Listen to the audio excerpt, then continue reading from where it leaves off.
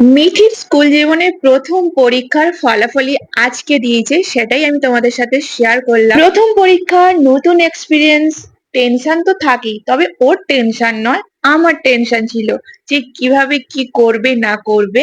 আর সেই পরীক্ষারই ফলাফল আজকে বেরিয়েছে। তো খুব ভালো করেছে, সবাই তো খুবই খুশি। প্রথম স্টেপে এত ভালো পারফরমেন্স, এইভাবে ধীরে ধীরে আরো ভালো করবে, এটাই তো সবে শুরু। দেন বিকেলে বাচ্চাগুলো পড়তে এসে বলছে আজকে দিদি ছাদে পড়বো। তো ছাদে চলে এসেছি, ছাদে এসে ছাদ থেকে দেখছি আরেকজন বসে আছে নিচে, চারিদিক ঘুরে ঘুরে দেখছে। আমি ভেবেছি ও হয়তো মিঠির রেজাল্ট দেখার জন্য এসছে। জোকস দা পার্ট। তো এখানে দেখো কিভাবে বসে বসে দেখছে। ও একা আসেনি কিন্তু, ও ওর পরিবারের সবাইকে নিয়ে এসছে। দাঁড়াও দেখাচ্ছি তোমাদের।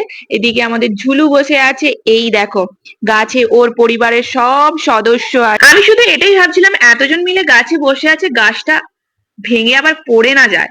তো এইদিকে এরা বাজি ফাটানো দেখতে উঠে গেছে, আর ওইদিকে দেখো পাখিরা সব নিজেদের বাসায় ফিরছে, সন্ধে হতে যায়।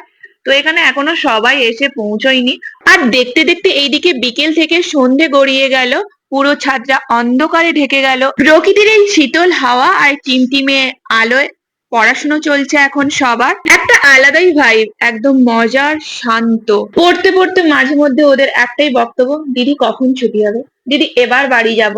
এটাই হচ্ছে ওদের পড়ার মাঝে বক্তব্য। তো চলো আজকের মতো টাটা।